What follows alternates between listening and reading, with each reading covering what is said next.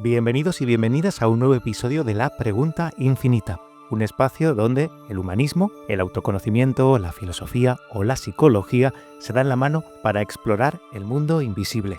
Soy Tony Ram y hoy te invito a mirar de frente a esa parte de ti que a menudo prefieres evitar. En el episodio vamos a hablar de, entre otras cosas, aquello que reprimimos y de cómo, cuando sale a veces de mala leche a proyectarse en el mundo y sin permiso además. También hablaremos de la bondad y de la mala bondad, que en el fondo es miedo a molestar, de las máscaras que nos ponemos para ser aceptados y de cómo todo eso puede convertirse en el mayor obstáculo para nuestra autenticidad. Reflexionaremos sobre la figura de la sombra en la psicología profunda. Ya lo hemos hecho en este espacio muchas veces. Somos fans de la sombra. Escucharemos un cuento que es espejo de muchas cosas que seguro que te van a interesar. Lanzaremos preguntas incómodas y luminosas. Y tendremos el privilegio, en este episodio, de conversar con un gran amigo y todo un referente en España, el psicólogo y divulgador Xavier Guix. Si este viaje te remueve, compártelo. Yo te lo agradeceré. Si te acompaña, valóralo. Comenta también el podcast. Si resuena contigo, sigue en este canal, sea Spotify, sea iVoox, sea iTunes o sea YouTube. Yo te lo agradezco. Muchas gracias por formar parte de esta comunidad de preguntones de lo invisible. Comenzamos.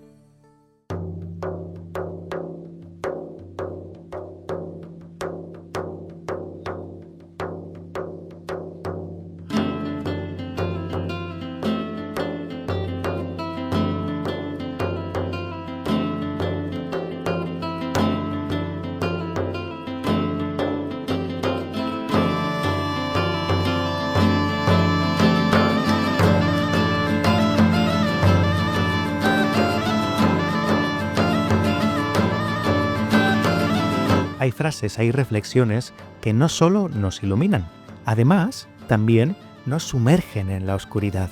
Esto puede parecer paradójico, pero atención, porque estas reflexiones de grandes maestros, filósofos, psicólogos, no nos hunden. Todo lo contrario, lo que nos dan es comprensión. Y en esta sección, en Frases de Gigantes, reunimos palabras que atraviesan los siglos y nos invitan a mirar más allá de la superficie, también allí abajo, en lo más oscuro, para entender. Muchas veces, fijaros, allí es donde encontramos las respuestas más importantes a lo que nos sucede en nuestra vida. Hoy, en este episodio dedicado a la sombra, a la bondad impostada y a la autenticidad, como vais a ver en todo el programa, hemos seleccionado algunas frases que, pues nos despiertan desde ese lugar. También nos hacen entenderlo un poquito mejor, que también viene bien. Porque a veces, para ser mejor, para evolucionar, para crecer, para ser un mejor ser humano, que al final todo va de esto, no necesitamos más luz, sino el valor de mirar nuestra propia oscuridad con una mirada nueva, como han hecho otros antes que nosotros, muchos otros y otras, por suerte. Así que vamos a disfrutar de estas reflexiones y, por supuesto, de una mirada, que en este caso es la mía, la del locutor, la de Tony Ram, que nos puede dar un poquito más de luz a esas zonas más oscuras.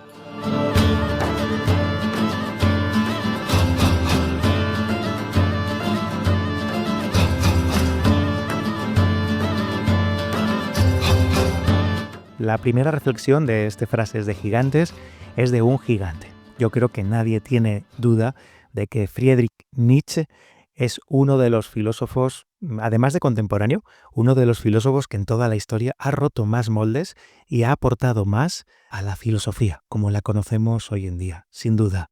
Y él nos dice algo y nos deja un mensaje que puede parecer tétrico, pero que nos da mucha luz. Dice Nietzsche: quien con monstruos lucha, cuide de convertirse a su vez en monstruo. ¡Wow! A veces esta frase me suena muy a Stranger Things. Tenemos que tener cuidado de no pasar mucho tiempo en ese lado oscuro porque quizá nos convirtamos en algún Demogorgon. No, vamos a ver. Esta frase, que sí, es verdad, es muy afilada y nos da un aviso muy serio, una advertencia ética y psicológica muy a tener en cuenta. Claro, lo que nos avisa Nietzsche es que cuando nos enfrentamos al mal o a la injusticia, el riesgo no está solo en lo que combatimos, en lo que luchamos, sino en que podemos convertirnos en eso que combatimos al hacerlo. Atención con esto. La sombra por ejemplo, de lo que estamos hablando hoy en el programa, acecha en nuestras intenciones incluso más nobles, si no permanecemos atentos. La lucha con el mal, como hemos visto en muchas películas, hemos leído en muchos libros, puede degradar la conciencia si no hay un trabajo interior constante de por medio. Esto es muy importante. Nietzsche nos pide vigilar esto precisamente. ¿Y cómo lo vigilamos? ¿Cómo hacemos por vigilarlo? Bueno, él nos habla de la humanidad, del ser humano, que prestemos mucha atención a ese ser humano, también a los momentos más épicos, heroicos de esta lucha. Cuando queremos ser justos, en este caso, podemos estar al borde del abismo, así que tenemos que prestar mucha atención.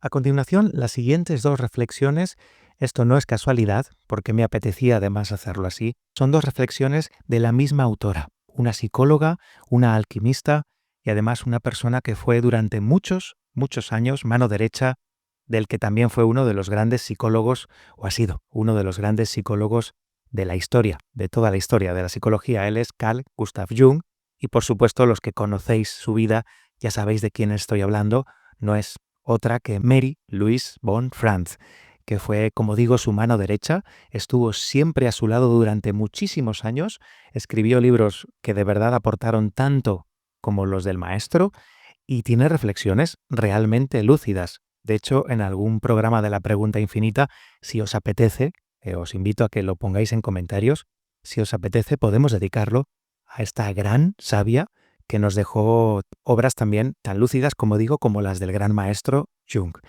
Y he seleccionado dos reflexiones suyas, una un poquito más corta, la segunda, y esta que es un poquito más extensa. Permitidme que sea así, porque si no, todo el contexto lo perdemos. Quería seleccionar una reacción que reporta de Jung y la frase es un párrafo al final, seguro que me lo perdonáis. Esto dice Mary Louise von Franz. La definición psicológica de la sombra puede variar enormemente y no ser tan sencilla como generalmente asumimos. En la psicología junguiana, generalmente definimos la sombra como la personificación de ciertos aspectos de la personalidad inconsciente que podrían agregarse al complejo del ego, pero que por diversas razones no lo hacen. Por lo tanto, podríamos decir que la sombra es el lado oscuro, el lado no vivido y reprimido del complejo del ego. Pero esto solo es cierto en cierta parte. Jung, que odiaba que sus alumnos fueran demasiado literales y se aferraran a sus conceptos y los convirtieran en un sistema y lo citaran sin saber exactamente lo que decían, una vez en una discusión echó por tierra todo esto y dijo: «Todo esto es una tontería. La sombra es simplemente todo el inconsciente». Dijo que habíamos olvidado cómo se habían descubierto estas cosas y cómo las experimentaba el individuo, y que era necesario pensar siempre en la condición del analizado en ese momento. Este fragmento nos recuerda que la sombra no es una categoría fija ni una etiqueta sencilla. Von Franz y Jung nos empujan a evitar los dogmas, incluso en el análisis psicológico. La sombra no es solo lo reprimido o lo oscuro o lo malo, sino también todo lo que desconocemos de nosotros mismos. También puede ser eso, incluso lo que podría ser valioso para nosotros.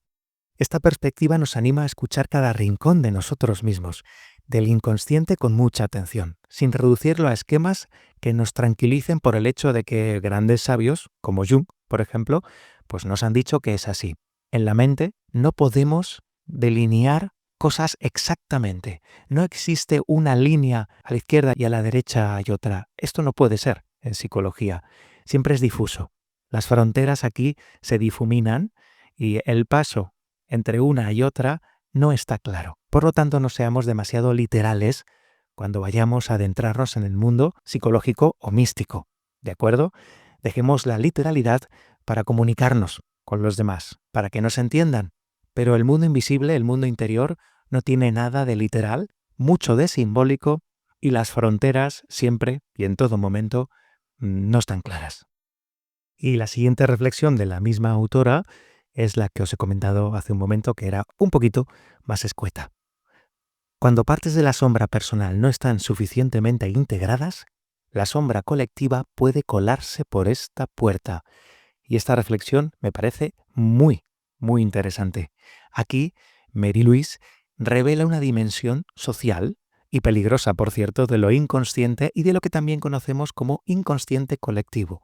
La sombra no integrada en el individuo es como una grieta en la muralla psíquica por donde pueden infiltrarse pues todo tipo de males que recorren el mundo, el fanatismo, la violencia, cualquier ideología de las masas que navegan por el mundo, pues por ahí puede entrar.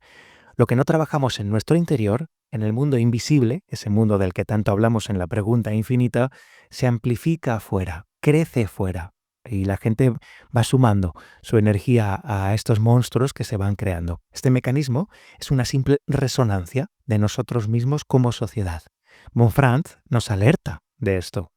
Y además, en un mundo tan interconectado como el que tenemos hoy, yo creo que la autora pues, nos alertaría mucho más de todo esto. La salud de este colectivo en el que vivimos también depende del coraje con que cada ser humano observa su propia sombra, sin delegarla en chivos expiatorios o en excusas.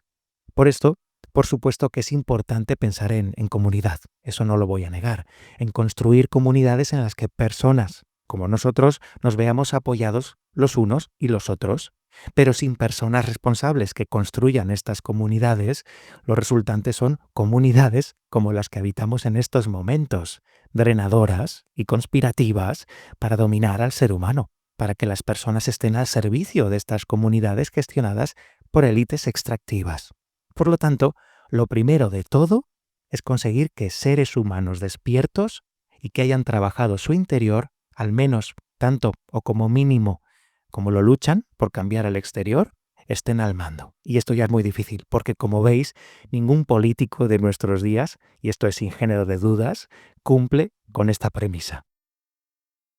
Y para acabar con frases de gigantes, tenemos a un gran maestro, que para mí, por lo menos, es un gran maestro, y está aquí con nosotros, en esta selección de frases de este programa. Él es Alejandro Jodorowsky. Y he traído una reflexión escueta, pero que además viene muy al hilo de lo que estamos hablando. Es esta. La sombra es aquello que, por no aceptarlo en nosotros, lo proyectamos negativamente sobre los demás. Ya veis que es muy claro y muy conciso. Esta reflexión la he recogido, no sé si seguís sus redes sociales, cosa que recomiendo, por cierto, porque aporta mucho valor. Alejandro, ya muy mayor, pero sigue aportando mucho valor a todo el mundo y cada domingo se dedica a tener un momento de descanso con su comunidad, entre los que me encuentro, por supuesto, y lanza de verdad unas reflexiones, pues suelen ser 7, 8, 9 reflexiones los domingos, que son oro, puro oro. Así que os recomiendo que sigáis en algún lado, Twitter, supongo que también, Facebook, Instagram. Allí Alejandro Jodorowsky tiene su momento de domingo en el que, bueno, pues lanza ideas como estas, tan nutritivas, la verdad. Jodorowsky aquí expresa con claridad el mecanismo básico de la proyección. Ya lo hemos explicado también muchas veces en la pregunta infinita. Lo que no reconocemos en nosotros, lo convertimos en enemigo fuera de nosotros. Y así condenamos al otro por llevar puesto el disfraz que le hemos puesto nosotros mismos, en realidad. La sombra proyectada alimenta todo tipo de juicios, odios, desconfianzas, en definitiva, todas aquellas cosas que tú tienes que trabajar en ti. El trabajo espiritual, psicológico, consiste en replegar esa proyección y comprender lo rechazado, para no justificarlo, sino para integrarlo, porque solo quien se ha reconciliado con su sombra puede mirar a los demás con amor, con compasión y seguir su camino, con verdad y paz, más allá de lo que hagan los otros. Este tipo de visión de la vida, por supuesto, tiene sus detractores. Los haters de esta forma de percepción alegan que son víctimas de un sistema pervertido, de personas malas, del infortunio o de la providencia, da igual, de lo que sea. Y en ese dolor se olvidan de lo más importante. ¿Qué tienen ellos que aprender de lo sucedido para seguir caminando sin que aquello que sucedió se vuelva a repetir? Por lo que se ven abocados a la repetición sin remedio, con diferentes disfraces, eso sí. Si no han aprendido mucho, repetirán con el mismo. Pero suelen cambiar el disfraz. Los mismos sucesos, siempre, sin saber que en realidad se llevan con ellos los hilos que harán que el drama y sufrimiento vivido se vuelvan a repetir. Lamentablemente, sí, en el mundo hay mala gente, eso lo sabemos, Y nuestras comunidades no están hechas para apoyarnos, también lo sabemos, esto es cierto. Pero cuando nos enganchamos en un recoveco de este entramado, tenemos que ser capaces de superar el juicio y de observar el motivo por el que nos hemos quedado enganchados en ese preciso lugar y no en otro. Si no lo hacemos así, estamos condenados a repetir el estado de víctima y, en el peor de los casos, a victimizarnos por el resto de nuestros días, estancándonos en una de las energías más densas y bajas en las que puede habitar cualquier ser humano.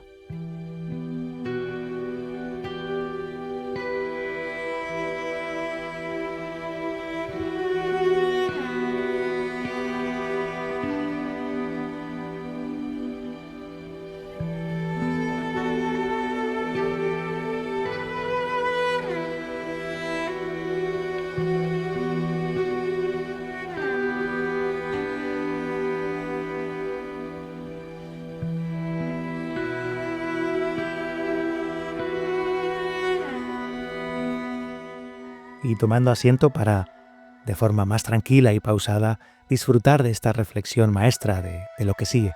En la pregunta infinita vamos, como ya habéis visto, a hablar sobre la sombra, a tener una pequeña reflexión, una pequeña charla con nosotros mismos sobre este elemento de nuestra vida que la influye y que además, la marca nuestras vidas de una forma que siempre va a estar ahí. No, es inevitable porque allí en esa sombra se almacena todo lo que tenemos que aprender y hasta que no lo aprendamos, allí estará.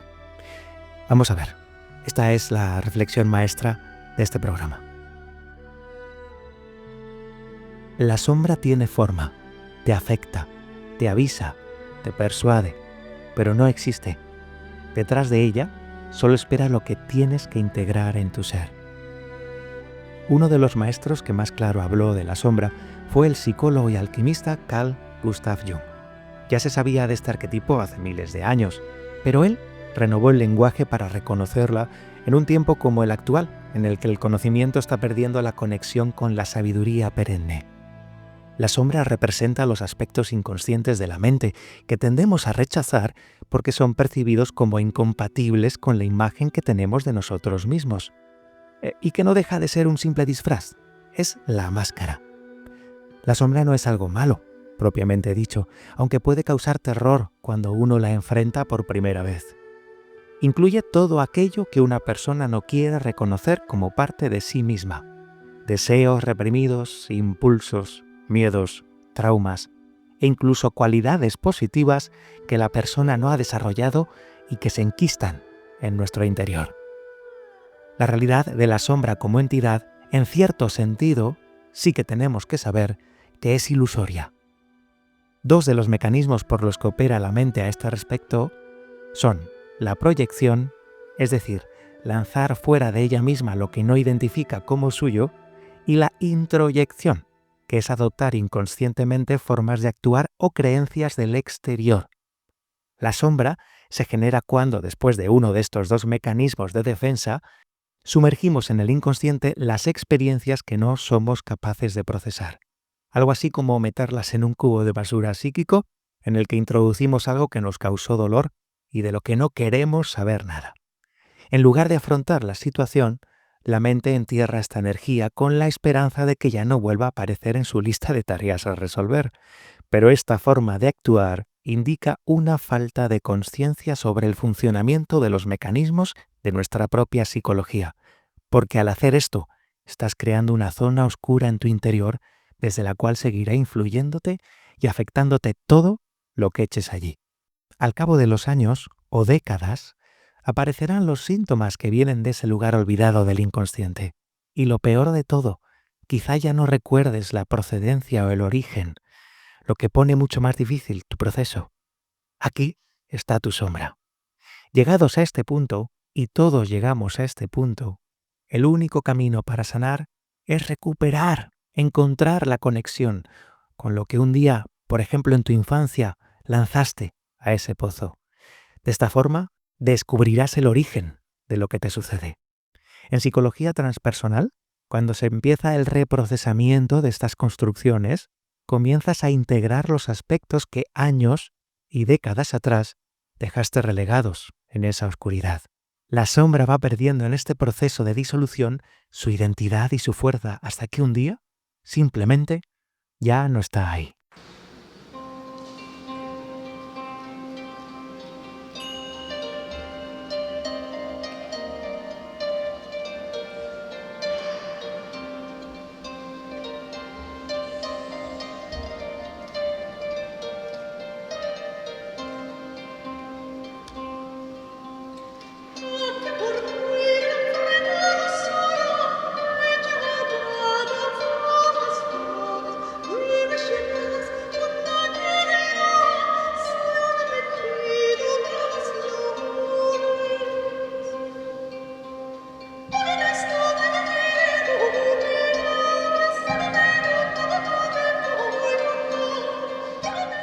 Y nos adentramos en la sección más divertida y más entretenida de la pregunta infinita, los cuentos de sabiduría.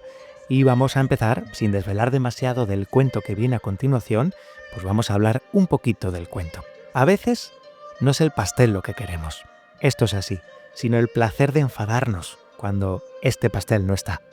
Vivimos en una época en la que la indignación se ha convertido en un combustible emocional, un modo de afirmarse, una forma distorsionada de identificarse.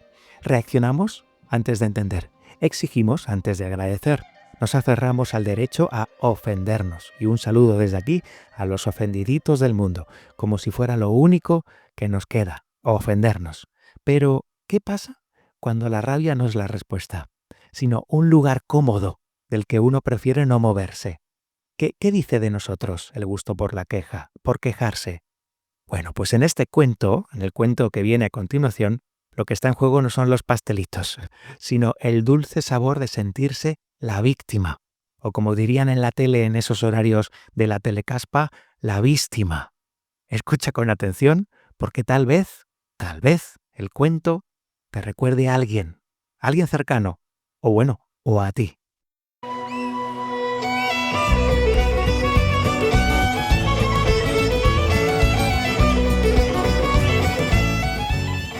En un vagón restaurante, un pasajero estaba encargando la cena al camarero.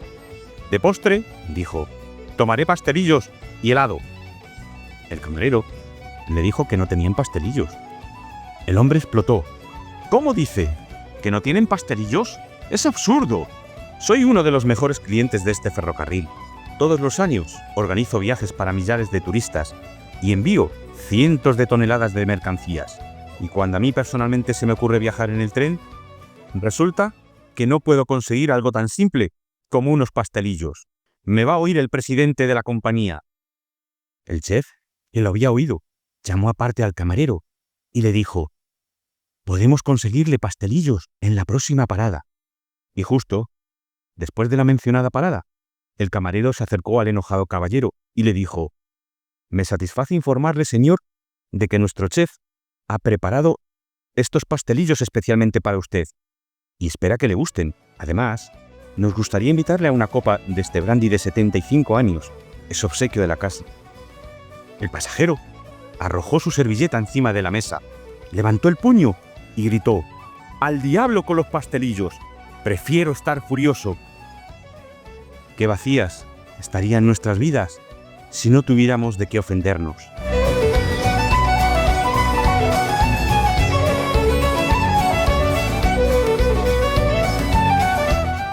Qué poderosa revelación encierra este pequeño cuento. Hay quienes prefieren su mala leche, es decir, ya está, me quedo con mi mala leche antes que con mi felicidad o con mi paz, que a mí me parece más importante. El personaje del cuento no quería el postre al final, lo que quería era tener razón, alimentar su ego herido, encontrar una excusa para fastidiar al resto de presentes, proyectando toda su mala baba en el vagón. Vamos, nada más. Este relato nos muestra una de las formas más comunes de la sombra, que es la indignación autojustificada y porque yo lo valgo. Punto.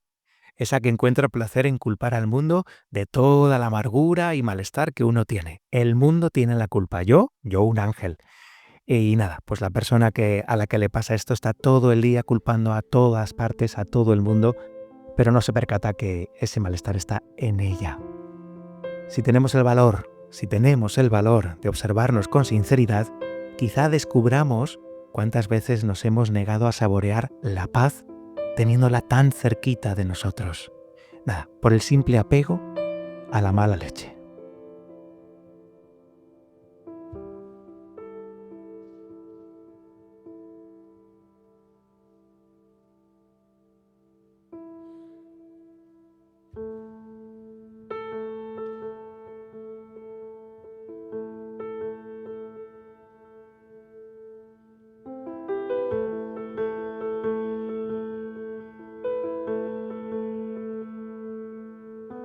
Hay personas que no solo explican lo humano, sino que lo habitan. Personas que no buscan respuestas para tener razón, sino que alumbran con más lucidez el misterio, este misterio tan especial de estar vivos.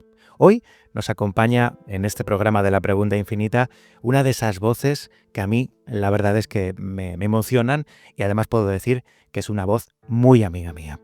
Él es Xavier Guix, psicólogo, divulgador y buscador incansable de lo esencial, con una trayectoria que atraviesa la comunicación, la espiritualidad laica, la PNL, la psicología y otras muchas cosas de las que nos va a poder hablar en la entrevista. Xavier ha dedicado su vida a comprender los automatismos del ego, las heridas que nos moldean y las posibilidades reales de transformación interior. Hoy no hablaremos exactamente de un libro, aunque vamos a hablar por supuesto de sus libros, hablaremos más bien de lo invisible, de lo que duele, de lo que nos mueve, de la mala bondad, de la posibilidad, que creo que cada vez es más urgente, de vivir más despiertos, más presentes y más humanos. Xavier Guix, ¿qué tal? Bienvenido a la Pregunta Infinita. Hoy pues muchas gracias, Tony, encantado de compartir este espacio contigo, con tus oyentes y dispuestos a que tengamos un buen despertar, que juntos construyamos algo que sirva para que quien nos escuche tenga una pequeña revelación. Me alegro de tenerte especialmente. Ya sabes que hace poquito te lo pedí dentro de tu apretada agenda. Buscaste este hueco y he preparado unas preguntas pues un poco como comunicador y como amigo. Permítemelo Venga, porque no quiero hablar solo de un libro ni centrarme en un libro, sino en tu amplia ya y dilatada carrera.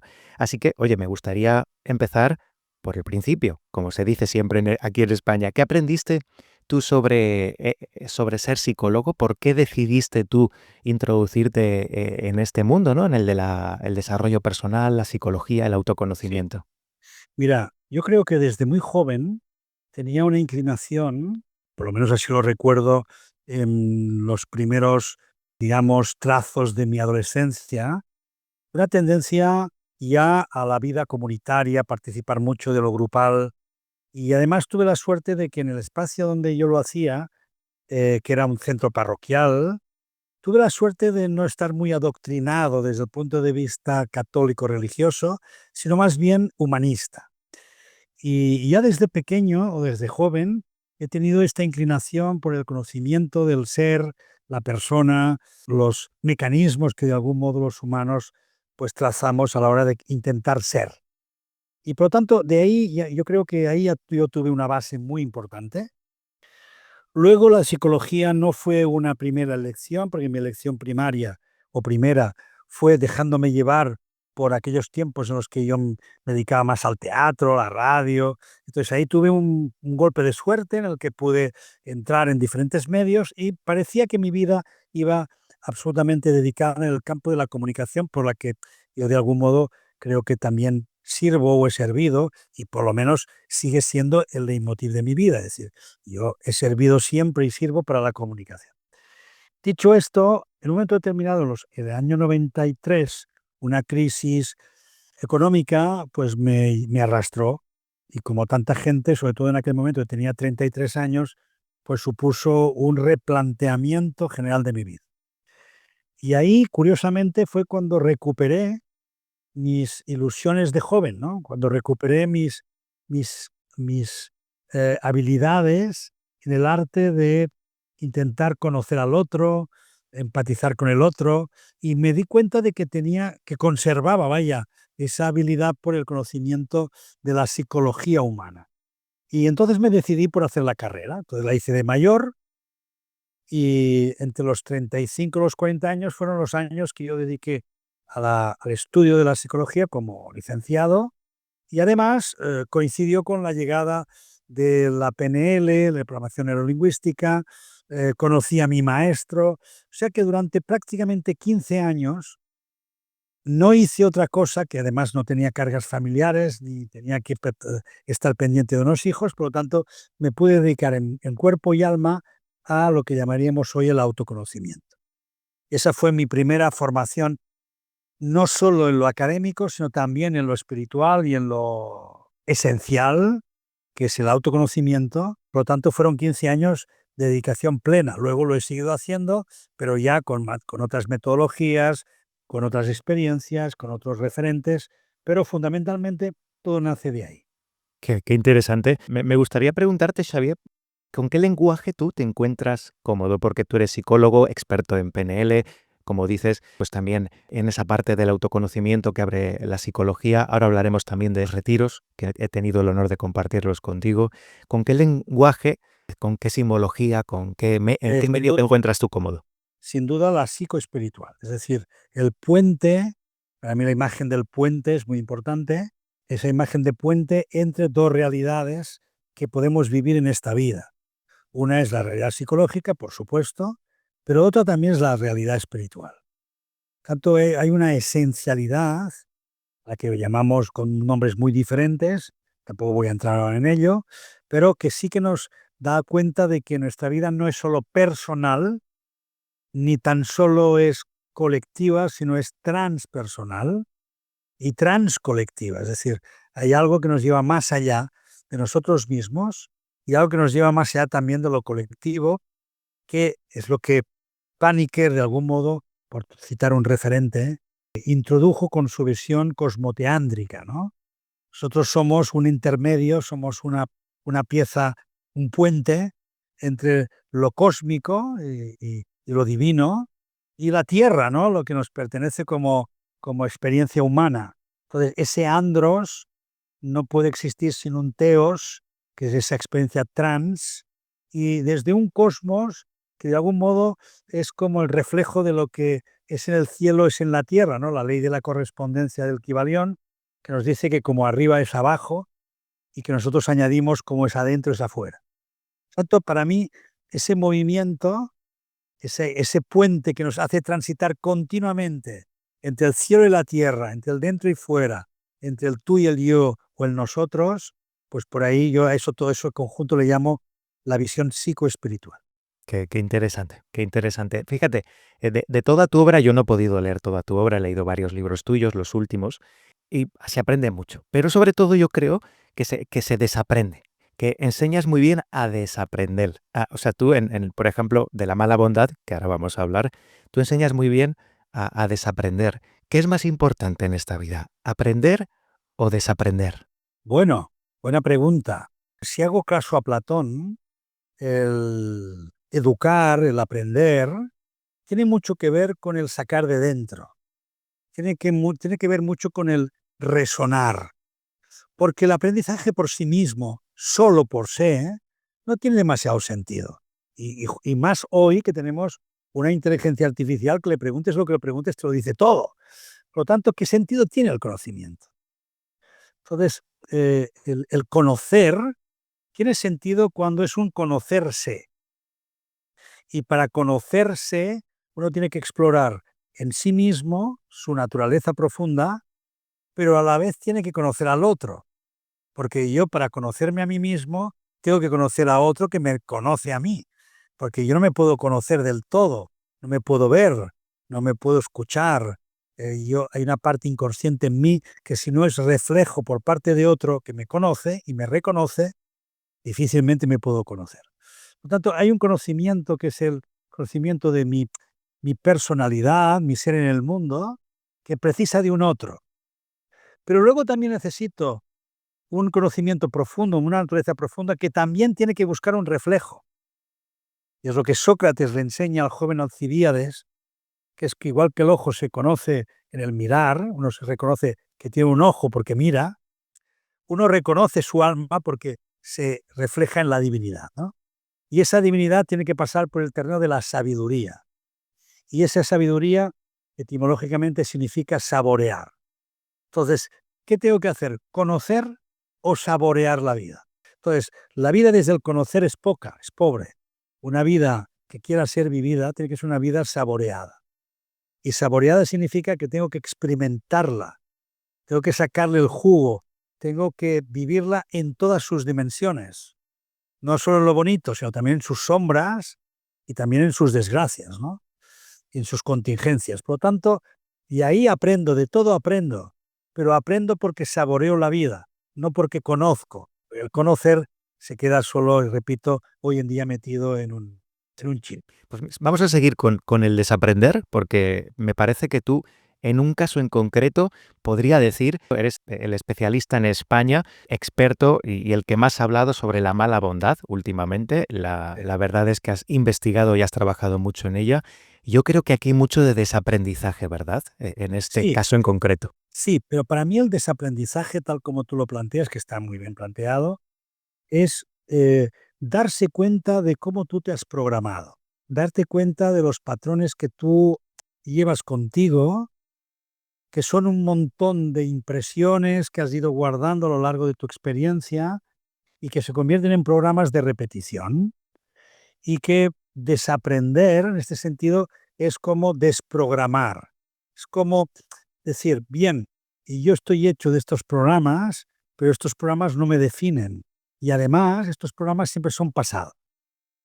Por lo tanto, ¿qué he intentado yo cuando tú hablas de construir, de desaprender? Es simplemente ir dándose cuenta de esas programaciones e irlas desprogramando.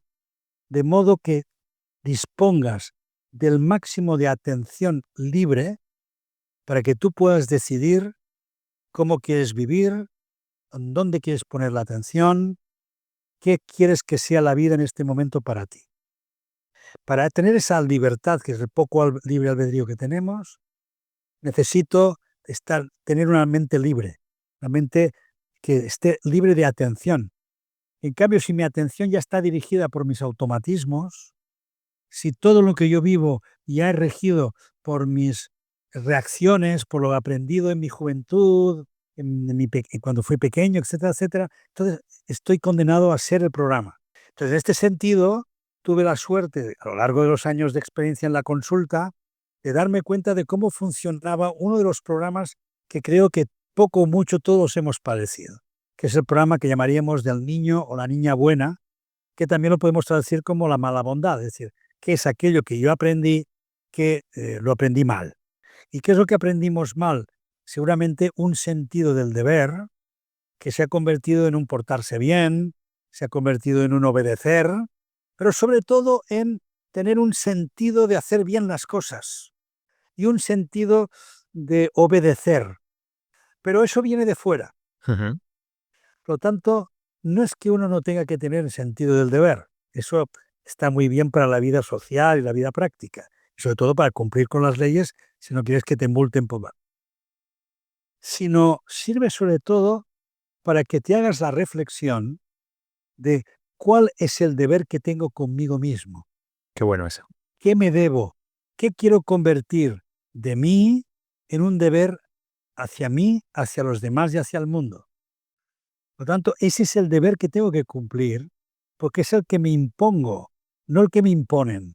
Entonces, la mala bondad es ser respuesta a todo lo que los demás me imponen, intentándolo hacer tal como me imponen y obedeciendo ciegamente, porque si no, no soy bueno. Entonces, ahí viene es la desconstrucción del personaje de la mala bondad. Y para quien le interese de los oyentes este tema, tu último bestseller ha sido precisamente este libro, que está en la editorial ARPA y que estoy convencido de que lo pueden encontrar, ¿no? En Sí, cualquier librería en este momento. está todavía muy vivo porque se sigue vendiendo y sigue la gente referenciándolo, porque efectivamente creo que es una manera de aligerar el peso de tanta gente que ha sufrido por ser demasiado buena. Entonces, cuando tú descubres un poco el mecanismo, también encuentras la solución. Dices, eso que creí que yo era así es solo un programa. Por lo tanto, tengo que hacerme cargo de ese programa y tengo que elegir ser otros programas, pero quizá los voy a tener que desarrollar. Por lo tanto, es comprometerme conmigo mismo en mi camino de desarrollo personal y de darme cuenta que esas programaciones me llevan solo a que tarde y mal me dé cuenta que por ser muy bueno no hace que me quieran más, sino que me usen más. Ujú. Vamos a pasar a otro lado de lo transpersonal y Venga. de la psicología, porque yo he tenido el honor de compartir contigo desde hace ya va para 2 años, retiros en los que he tenido el honor y esto no se me olvidará nunca, ¿no? De que pues ya va para 2 años, como digo, que me elegiste como compañero, porque Sí. todo tiene su reconocimiento y tú en tu empresa, Emprendedores Existenciales, que haces 4 retiros al año, 2 de ellos los compartimos, el de primavera y el de otoño, en un lugar maravilloso como es la Cova de San Ignacio en Manresa. Y en estos retiros, el protagonista es el autoconocimiento Por y la supuesto. contemplación. Y la experiencia, ¿no? La experiencia personal de cada uno. Exacto. Pues yo quería preguntarte, Xavier, ¿qué te llevó a elegir a un compañero como yo tan negligentemente en estos retiros, ¿no? ¿Qué te llevó a elegirme Claro. y a ver que, bueno, que después de año y medio, después de 3 para 4 retiros, la verdad es que la experiencia es muy gratificante y tengo que decirle a todos los oyentes que es un honor compartir contigo, ¿no? El honor es mío. Y también de la gente que viene porque lo pasa muy bien. Y luego, fíjate tú que a día de hoy ya tenemos gente apuntada para el retiro de otoño y para el retiro de primavera del 26. Sí, es increíble. Y siempre se llenan los retiros. Yo estas Y cosas bien, en son todo caso, bendiciones. vale la pena recordar que tú y yo coincidimos en un festival, que es el Festival Cuestiona. ¿Cierto? De Borja En Vilasí. exacto, en ese festival nos conocimos, que tú y yo no nos conocíamos, aunque sabíamos el uno del otro, pero no nos conocíamos. Fue un encuentro de esos encuentros que dices, bueno, es un encuentro nutritivo, tan nutritivo que mi pareja, es que fue, dice, oye, quedaros ahí y estad charlando lo que queráis, yo me voy a por ahí. Porque estuvimos casi 3 horas ahí dándole al pico. Y entonces, ¿qué ocurre? Cuando uno se encuentra resonando con otra persona, a la que además respeta porque se respeta y por su tradición, que además para mí es bella como persona, elegante también en su cuidado de sí misma, y por lo tanto, para mí reúne toda una serie de condiciones que me enamoraron enseguida. Y por lo tanto, cuando a mí me ocurre eso con alguien, me ocurre algo curioso, que es, primera, que lo introduzco inmediatamente en mi vida, por lo tanto, para mí es como ya es como familia. Y tengo que decirte que creo que no me ha fallado nadie Qué bonito. cada vez que he hecho esto. Más bien creo que he fallado yo a mis escogidos que no ellos a mí. Eso por un lado. Por lo tanto, enseguida lo veo como familia. Y en segundo lugar, convierto esa familiaridad, que en este caso pues no puede ser una familia de convivencia, por supuesto, porque vivimos cada uno en su mundo y con los suyos, pero sí que intento que haya una construcción entre los dos. Entonces, y yo vi clarísimo que la parte que podíamos, esa amistad que nacía, podía tener su generatividad, podía tener su construcción a través no de un encuentro de intimidad permanente, porque vivimos Actividades diferentes. diferente, sino que tenía que ser, ¿no?, algo que creativamente nos nutriera a los dos y sirviera para que otros se nutrieran de esa amistad.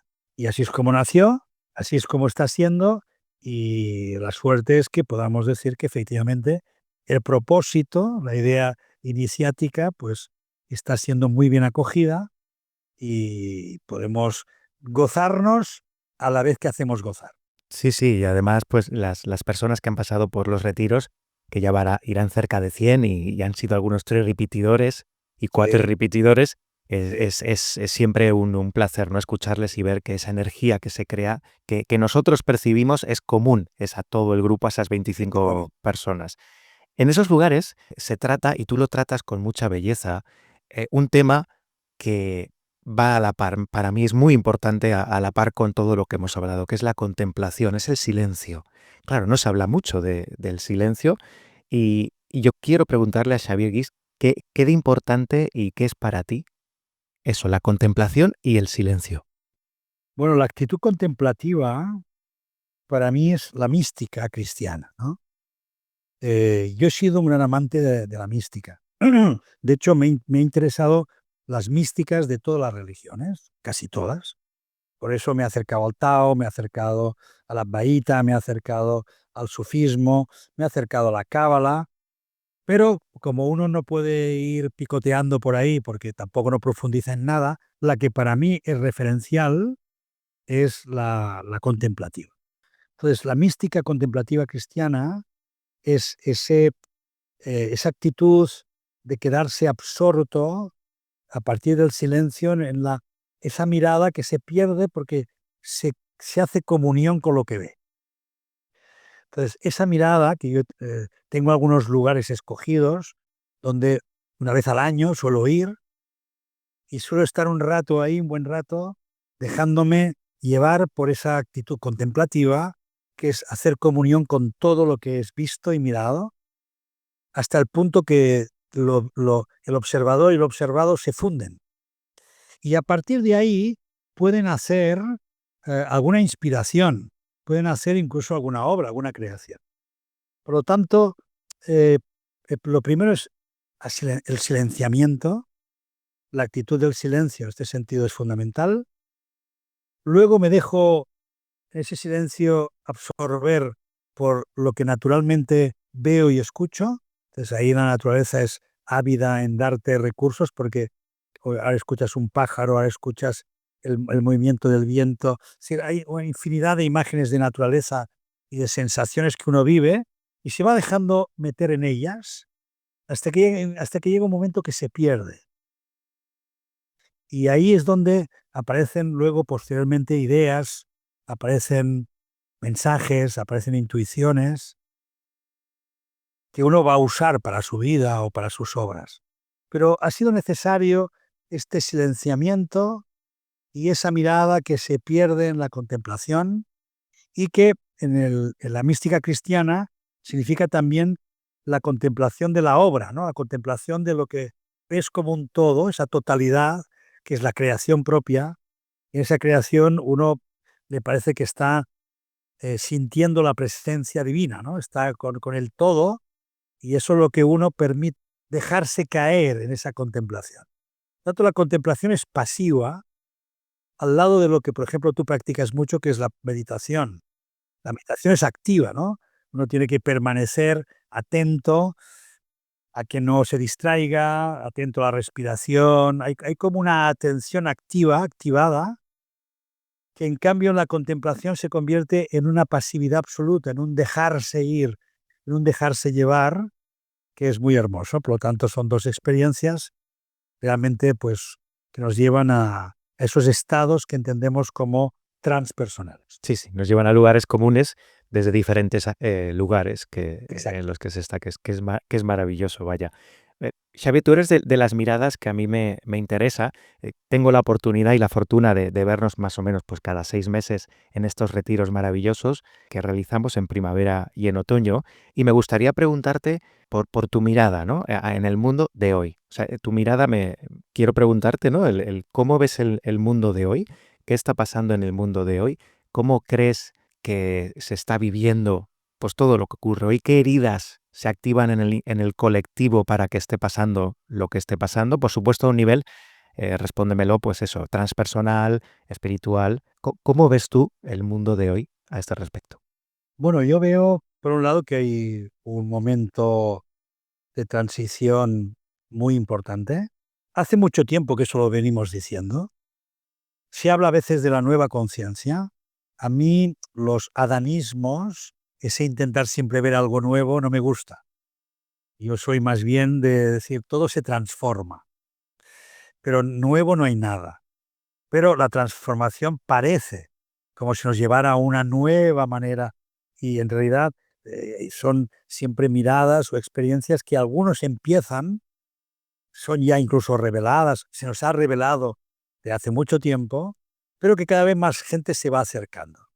Entonces, por un lado, estoy viendo que sí, hay cada vez un acercamiento mayor, seguramente por desgaste de una sociedad que ya no nos gusta, que ya no tiene sentido, que ya es difícil de soportar por su alto rendimiento, por su exigencia, por su intolerancia, por su separatividad, por generar ansiedad, guerras, etcétera, etcétera.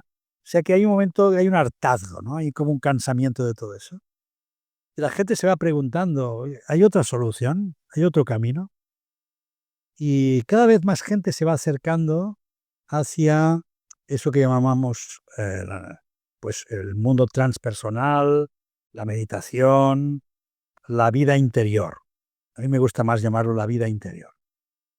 La vida interior no significa alejarse de la vida normal y convertirse en un monje, sino que uno sigue viviendo su vida, pero cambia su mirada, porque sabe, en primer lugar, retirarse a tiempo cuando es necesario, y de esa retirada, de ese silencio que decíamos antes, o de esa experiencia interior, uno luego la comparte y la revela desde ahí.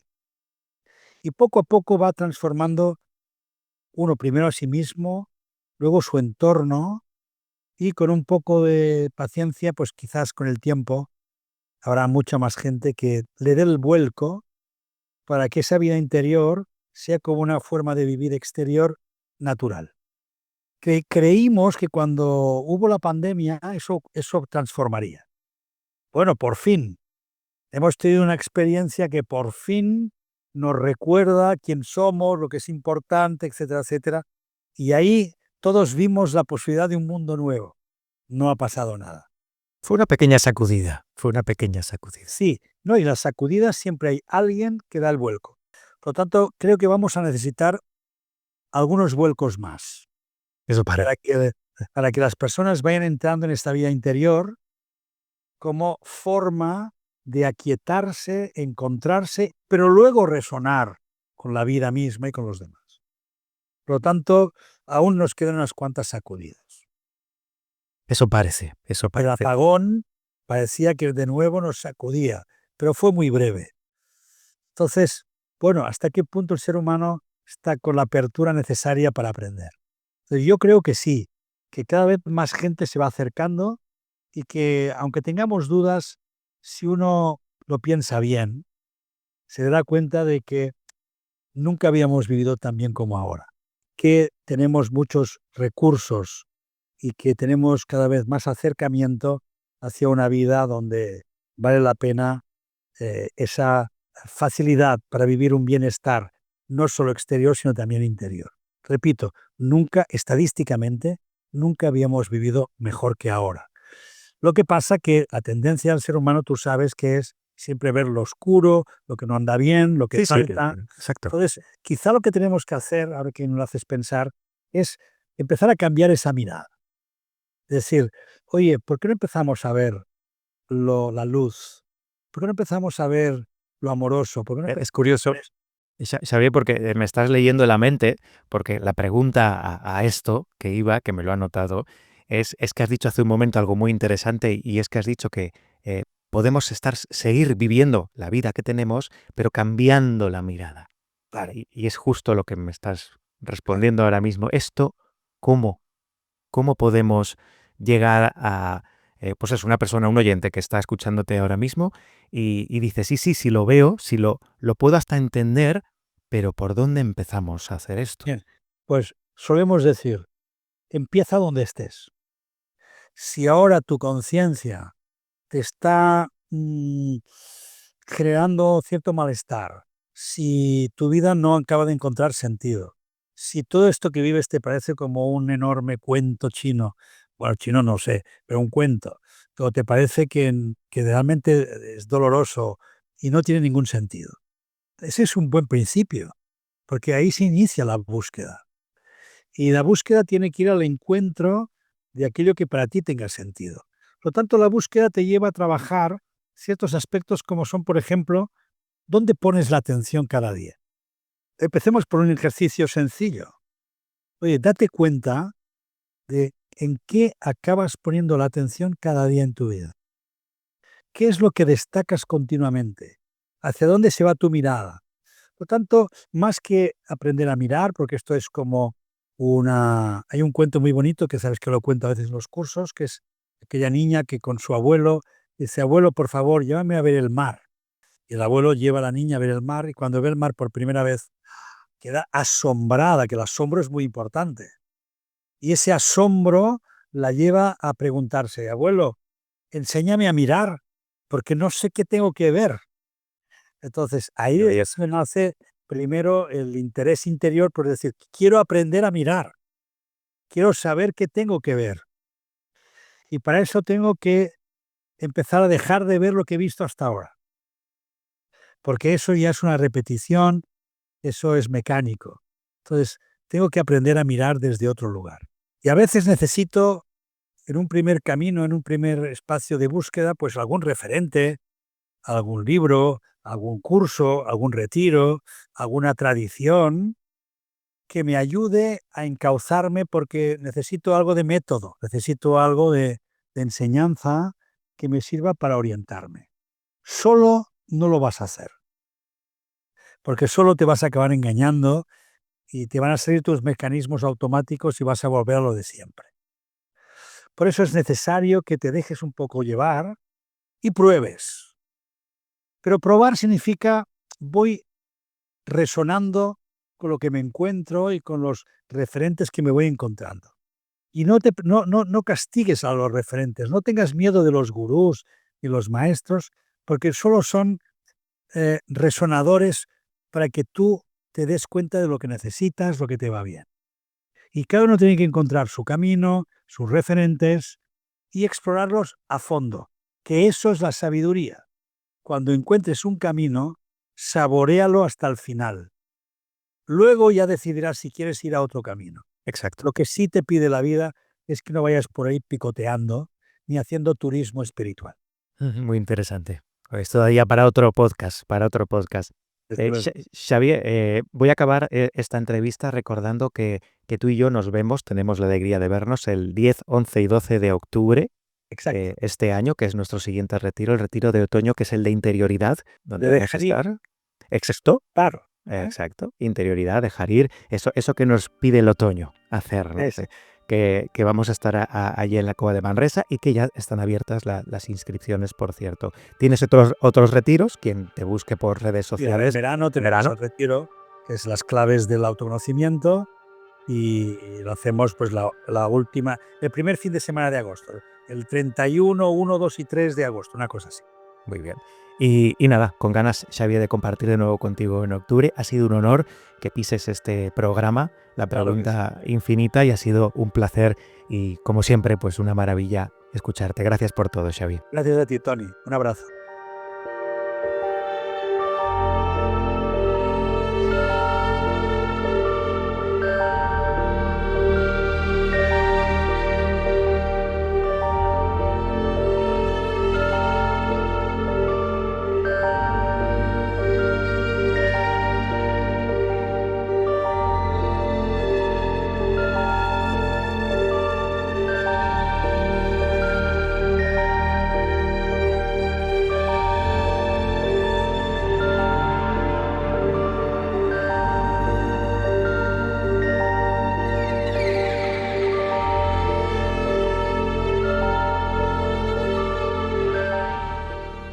Hoy en La Pregunta Infinita hemos buceado en las profundidades de la sombra, esa parte oculta de nosotros que preferimos no mirar, pero que termina saliendo por donde menos lo esperamos. Hemos hablado de la falsa bondad, de la rabia disfrazada de justicia o del ego que se proyecta bajo 1000 formas y de lo difícil que es a veces reconocernos en lo que más criticamos. Qué duro es esto, ¿verdad? Y con mi querido amigo Xavier Guix nos hemos permitido mirar de frente nuestras heridas, nuestras incoherencias y abrir espacio a una bondad más lúcida, más encarnada, menos complaciente y más honesta. Si este viaje interior te ha tocado, si alguna frase o historia ha resonado contigo, te invito a que compartas este episodio con quien creas que lo necesite o a quien le guste. Oye, si tú crees que le gusta a alguien, no voy a ser yo quien te diga que lo compartas. Y te recuerdo que nos sigas, que nos valores. En Spotify, en YouTube, en iVoox, en iTunes, hasta en Podimo estamos. Valora el podcast y únete a esta comunidad de oyentes que no se conforman con vivir en automático, sino que preguntan. Porque no vinimos aquí a complacer a nadie al mundo, sino a transformarnos. Vinimos aquí a hacer con nosotros seres humanos. Y tenemos que empezar, por supuesto, por nosotros mismos. Recuerda que no hay despertar sin sombra, ni luz que no haya atravesado cualquier oscuridad. El mundo no necesita más perfección o más caras de bondad. sino personas dispuestas a mirar con otros ojos, con verdad y con amor. Si hoy algo en ti se ha removido con este programa, si has sentido que alguna parte de tu ser quiere expresarse desde esa sombra que está ahí, que todos tenemos, entonces tu viaje ha comenzado. Nos escuchamos muy pronto en un nuevo episodio de La Pregunta Infinita. Hasta entonces, sigue caminando, sigue hacia lo invisible. No encuentro mayor misterio que este en el mundo, el de caminar hacia las profundidades de uno mismo. Soy Tony Ram y aquí estoy al servicio, como siempre. Gracias por escucharme. Hasta el próximo programa.